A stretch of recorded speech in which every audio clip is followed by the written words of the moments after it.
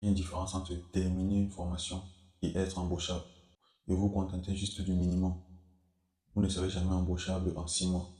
Mais le marché de l'emploi, lui, il n'a pas de pitié. S'il vous promet de l'emploi à la fin, c'est complètement hors de propos. Partout sur Internet, il y a des formations et des bootcamps qui promettent de vous faire devenir des développeurs web en 6 mois. Mais est-ce que c'est vraiment possible? Plus globalement, de combien de temps devez-vous disposer pour apprendre le code et obtenir une logique de programmation solide? Est-ce que c'est possible de faire ça en parallèle d'une autre activité? En gros, de combien de temps avez-vous besoin pour devenir un vrai développeur web embauchable? Bonjour et bienvenue sur cette chaîne YouTube. Je suis Franck Desailly. Et pour répondre à cette question, la première étape est de construire un modèle de tout ce que doit savoir un développeur web junior qui veut être embauché. Aujourd'hui, on va beaucoup plus se concentrer sur le développement web. Mais n'oubliez pas que le développement va au-delà des frontières du web. Pour vulgariser, il y a trois types de développeurs web. Le développeur front-end, le développeur back-end et le développeur full stack. Bon, on va d'abord s'attarder sur le développement full stack pour éclaircir un point. Bien que je n'ai pas de problème avec le fait de vouloir devenir développeur full stack dès le début. Mais je trouve que devenir développeur full stack est plus un aboutissement dans la carrière du développeur. Il est bien plus efficace de se concentrer sur le back-end, sur le front-end, afin d'obtenir un niveau embauchable très rapidement. Mais se spécialiser sur le back-end ou sur le front-end, ça ne veut pas dire devenir aveugle. Que vous décidez de vous spécialiser sur le back ou sur le front, il faudra comprendre et avoir des bases dans l'autre domaine. Ne serait-ce que pour comprendre comment ça fonctionne et pouvoir s'interfacer avec. Si vous décidez de vous spécialiser sur le back-end par exemple, il faudra comprendre comment la gestion d'état fonctionne sur le front-end, pour pouvoir créer des API efficaces et faciles à intégrer, sans quoi vous risquez de ruiner l'expérience utilisateur. Pareil, si vous décidez de vous spécialiser sur le front-end, vous allez devoir comprendre comment les API fonctionnent pour pouvoir communiquer avec le back-end. Sinon, sans ça, pas de communication et pas d'application. Une fois cela dit, c'est quoi un développeur web embauchable? C'est un développeur web qui a acquis assez de compétences dans soit le back-end, soit le front-end, et un minimum de compétences dans l'autre domaine pour avoir un impact concret sur les projets. Le risque de toucher à tout et d'essayer de devenir full stack dès le début, c'est de devenir moyen dans le back-end et le front-end et finalement être excellent à aucun des deux. De la même manière, il faudra apprendre un langage de programmation.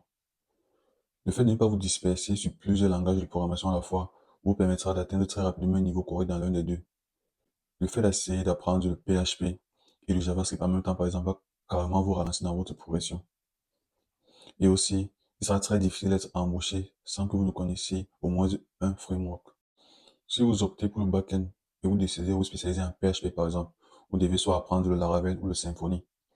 Si vous décidez d'aller avec le front-end, vous devez apprendre le JavaScript, ensuite un framework comme le React, Angular et peut-être un super framework comme Next.js. Maintenant, si on veut créer un modèle pour un développeur junior back-end prêt à l'emploi, un développeur qui sait créer, par exemple, des connexions vers une base de données, récupérer et filtrer les données depuis ces bases de données.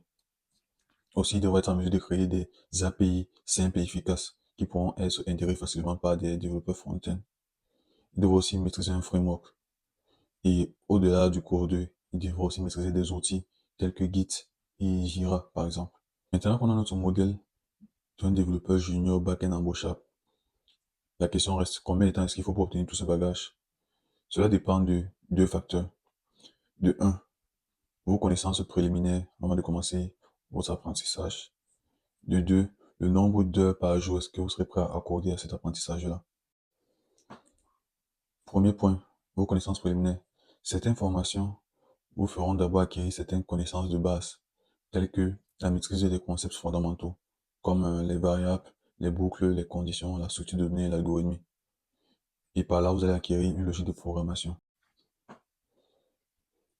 Si cela vous semble difficile pour un début, je vous conseille de commencer par du pseudocode et des flowchart diagrammes.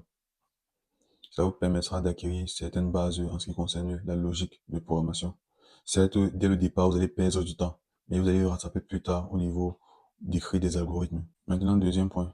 Combien de temps est-ce qu'il faut pour devenir un développeur web embauchable? Est-ce que c'est vraiment possible de le faire en 6 mois? Jouons 4 étapes. Apprendre le développement web est difficile. Ce n'est pas ni accordant 30 minutes ou 1 heure par jour que vous allez devenir un développeur web embauchable en 6 mois. Gardez en tête que la somme totale des connaissances que vous devez obtenir est extrêmement énorme. Petite notice avant de continuer. Indépendamment du temps que vous mettiez chaque jour dans votre apprentissage du code, si vous n'êtes pas constant, vous n'aurez pas l'impression d'avancer. Croyez-moi que si vous faites plusieurs jours, voire plusieurs semaines sans continuer à apprendre, vous aurez l'impression de recommencer à chaque fois. En passant, si vous avez des questions sur le métier de développeur web, n'hésitez pas à les poser en commentaire ou bien sur Twitter. C'est tout l'objet de cette chaîne. Et aussi, n'oubliez pas de vous abonner et de liker cette vidéo, ça aide vraiment la chaîne. Pour finir, en description, vous aurez des liens et certaines notes pour vous aider à explorer d'autres concepts par vous-même, vous aider à avancer. Fin de la parenthèse. Honnêtement, je ne pense pas qu'il soit possible d'apprendre moins de 2 heures par jour et de pouvoir devenir un développeur embauchable en moins de 6 mois. Vous pouvez le faire en 8 ou 12 mois peut-être si vous êtes doué. Mais je tiens à noter que plus votre apprentissage sera intensif, plus vite vous pouvez devenir un développeur web embauchable. Maintenant, revenons aux formations et au bootcamp. Devenir développeur web junior en 6 mois, c'est une belle promesse. Mais il y a une différence entre terminer une formation et être embauchable. Si vous vous contentez de suivre la formation comme les lycéen qui s'en fout de tout et vous vous contentez juste du minimum, vous ne serez jamais embauchable en 6 mois. Votre capacité à être embauchable dépend de votre implication personnelle. Si vous prenez les notions que vous avez acquises durant votre apprentissage et vous allez plus loin, vous allez explorer plus loin, et vous continuez à apprendre de manière intensive, ce n'est que comme ça que vous pourriez devenir développeur web en 6 mois. Si vous choisissez de juste faire le minimum et vous contenter de cela, vous allez bloquer à l'entrée du monde professionnel comme tous ceux qui ont suivi la même formation que vous. Les formations vous assurent d'avoir les compétences suffisantes, mais le marché de l'emploi, lui, il n'a pas de pitié et choisira que ceux qui se distinguent. Si une formation vous promet des diplômes, des compétences, des certifications, ok. Mais si vous promet de l'emploi à la fin, c'est complètement hors de propos. Le marché de l'emploi des développeurs web n'est pas plus gentil ou bien plus ouvert que les autres. Comme dans tout autre domaine, c'est ce que vous faites à vos compétences qui vous ont de l'emploi. Dans le domaine du développement web, par exemple, il faudra réaliser des projets, exposer votre travail, exposer votre profil, rejoindre des communautés. Dites-vous que c'est pas très difficile. La plupart des apprentis qui veulent devenir développeurs web junior ne le font pas. Mais en même temps, c'est aussi eux qui vont vous dire que c'est impossible de devenir développeur en un temps donné. Gardez en tête que c'est votre implication personnelle qui fera la différence devant les portes du marché de l'emploi. Si tu as vu jusqu'à ce niveau de la vidéo, je te remercie. Écris jingle en commentaire histoire d'embrouiller les autres.